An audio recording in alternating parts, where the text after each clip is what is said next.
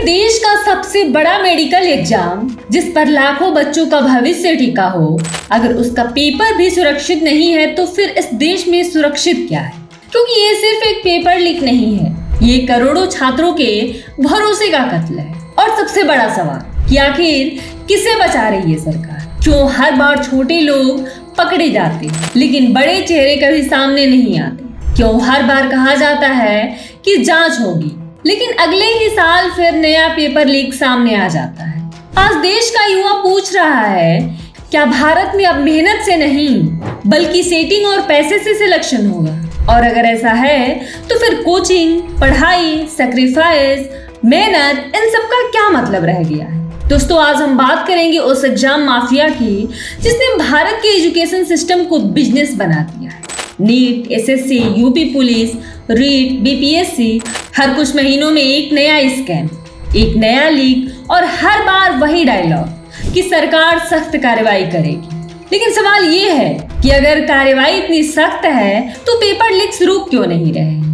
क्यों हर बार लाखों स्टूडेंट्स सड़कों पर उतरते हैं? क्यों हर बार सुप्रीम कोर्ट तक मामला पहुंचता है?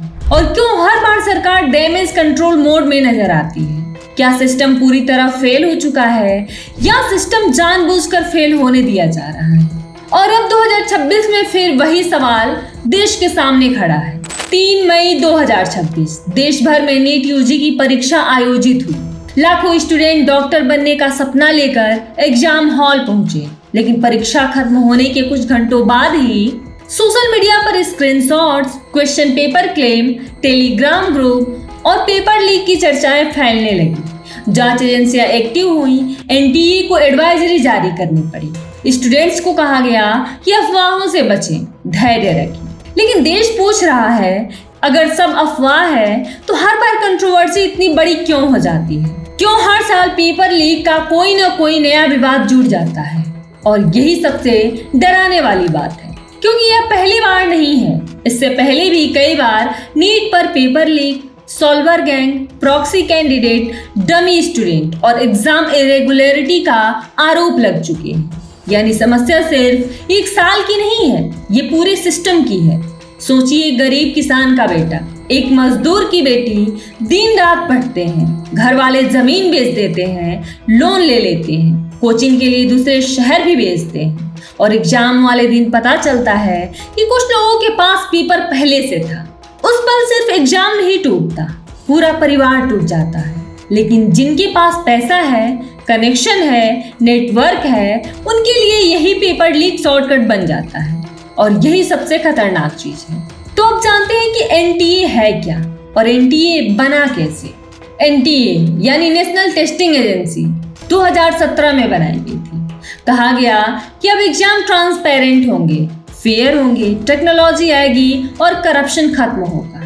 लेकिन क्या हुआ?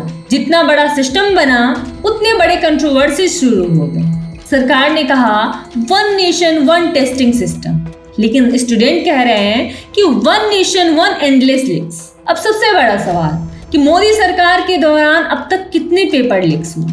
ऑफिशियल फिगर आज तक क्लियर नहीं है, क्योंकि सरकार हर मामले को पेपर लीक मानने से बचती रही है। लेकिन विपक्ष, स्टूडेंट ऑर्गेनाइजेशंस और कई मीडिया रिपोर्ट्स का दावा है कि पिछले 10 साल में देश भर में 70 से लेकर 100 से ज्यादा रिक्रूटमेंट और एंट्रेंस एग्जाम कंट्रोवर्सी या पेपर लीक से प्रभावित हुए। जी हाँ, 70 से ज्यादा। सोचिए, 70 एग्जाम्स का मतलब है करोड़ों स्टूडेंट का फ्यूचर। अगर कुछ बड़े केसेस याद करें तो SSC CGL controversy, CBSE 2018 paper leaks, REET scam, Bihar BPSC controversy, UP TET paper leak, UP police constable exam cancel, UP PSC RO, UGC NET cancel और सबसे बड़ा नीट कंट्रोवर्सी। यानी हर महीनों में नया एग्जाम, नया लीक और नई जांच, नया प्रोटेस्ट। लेकिन सिस्टम वही।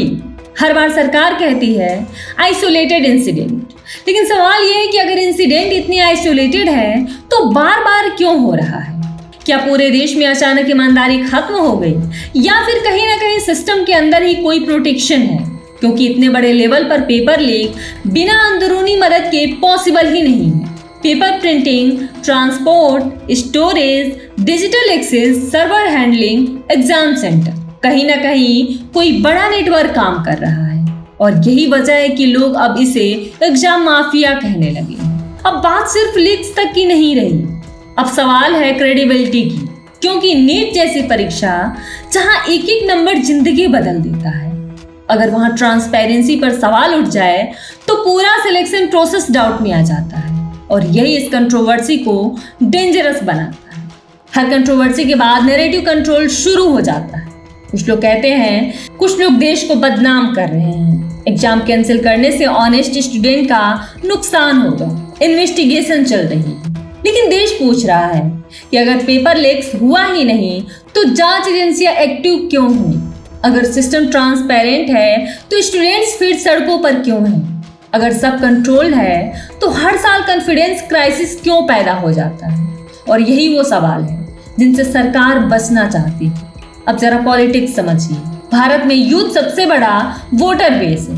हर चुनाव में रोजगार की बात होती है, एजुकेशन की बात होती है, लेकिन ग्राउंड रियलिटी क्या है?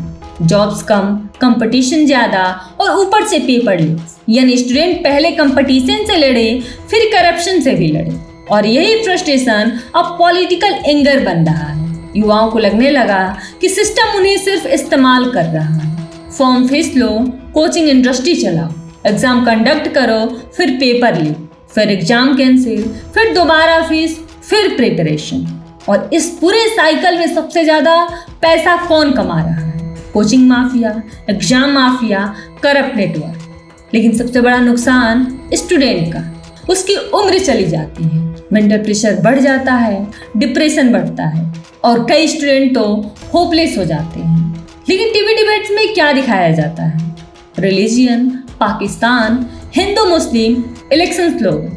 लेकिन यूथ का असली मुद्दा धीरे धीरे गायब कर दिया जाता है। और यही वजह है कि अब लोग पूछ रहे हैं, क्या सरकार जानबूझकर अटेंशन डाइवर्ट करती है? क्योंकि अगर यूथ एकजुट होकर एजुकेशन और जॉब्स पर सवाल पूछने लगे तो सबसे ज्यादा प्रेशर सरकार पर ही आएगा। अब सवाल ये भी है कि क्या सिर्फ एक पार्टी जिम्मेदार है? नहीं, सच ये है कि पेपर लीक्स कोई नई बीमारी नहीं है। ये अलग अलग राज्यों में, अलग अलग सरकारों में सालों से स्कैम्स होते आ रहे हैं। लेकिन फर्क ये है कि आज डिजिटल इंडिया के दौर में भी अगर पेपर लीक्स नहीं रुक रहे हैं तो इसका मतलब प्रॉब्लम सिर्फ टेक्नोलॉजी की नहीं, इरादों का भी है।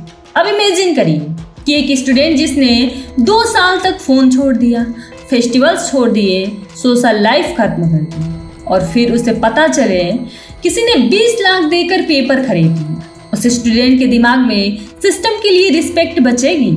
नहीं। और यही किसी भी देश के लिए सबसे बड़ा डेंजरस चीज है, जब यूथ सिस्टम पर भरोसा खो दे। क्योंकि जिस देश का युवा होपलेस हो जाए उस देश का फ्यूचर भी अनस्टेबल हो जाता है।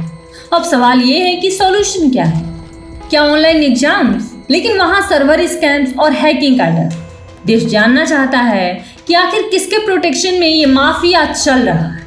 क्यों हर बार छोटे लोग अरेस्ट होते हैं और बड़े नाम गायब रहते हैं? और सबसे बड़ा सवाल कि क्या भारत का एजुकेशन सिस्टम अब पूरी तरह बिजनेस बन चुका है?